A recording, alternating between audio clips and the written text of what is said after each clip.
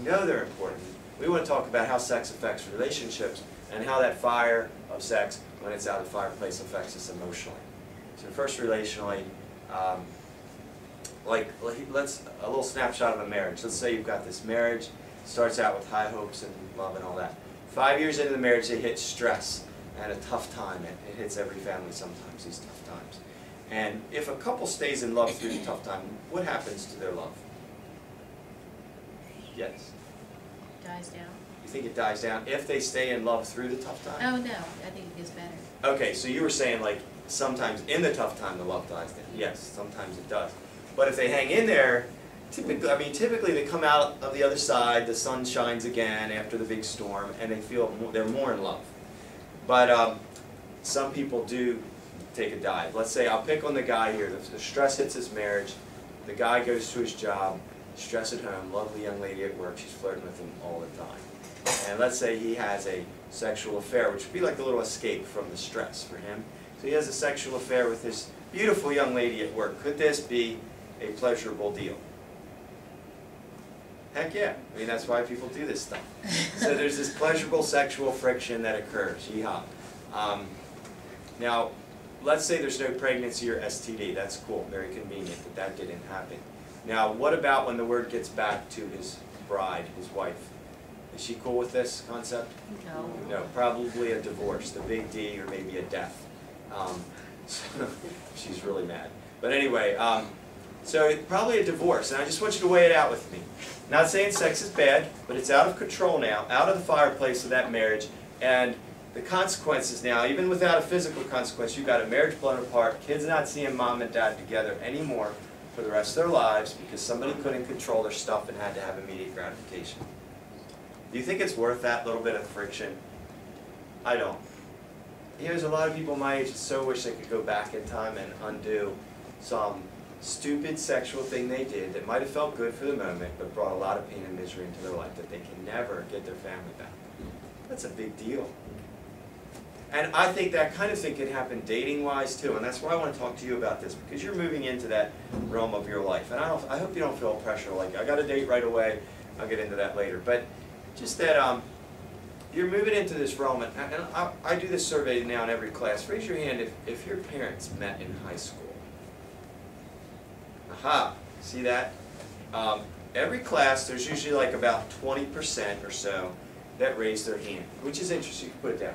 Now, the point I'm making with that is all I'm saying is, do you think that the beginnings of a lifelong love can begin in high school?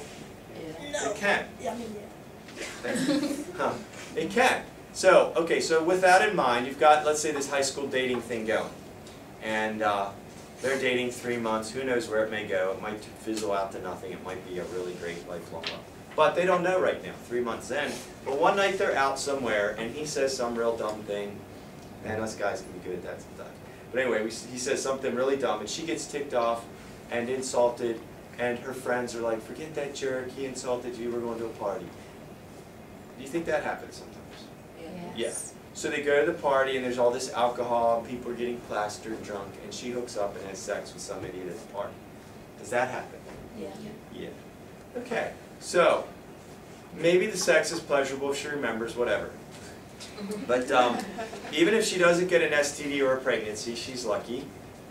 When the word gets back to the boy, is he cool with the cheating concept?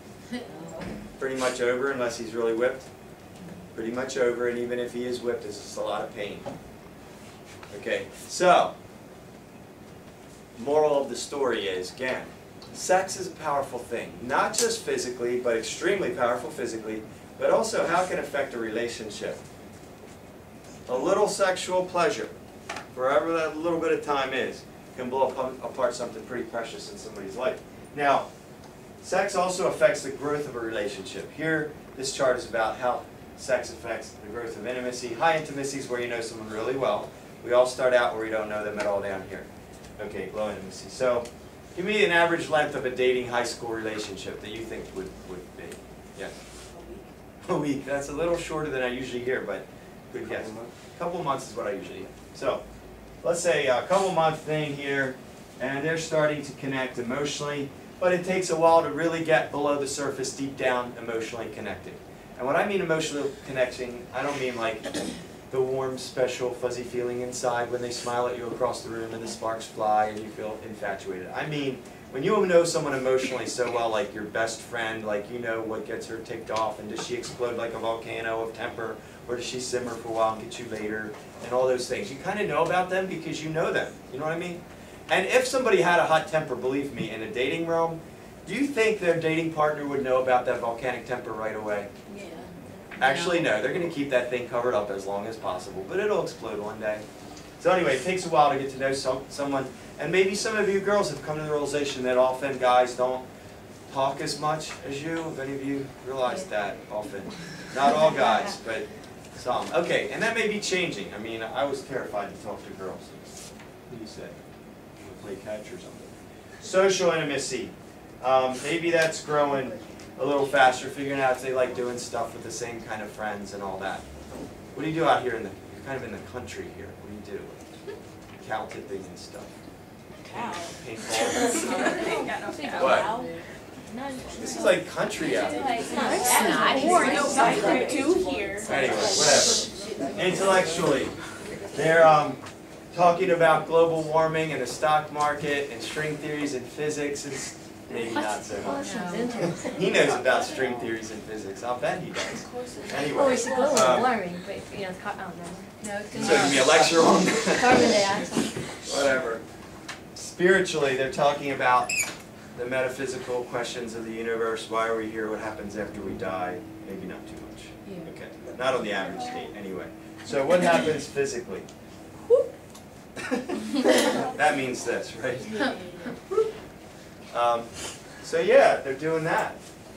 Could this be pleasurable? Yes. Heck yeah, that's why people do it, okay?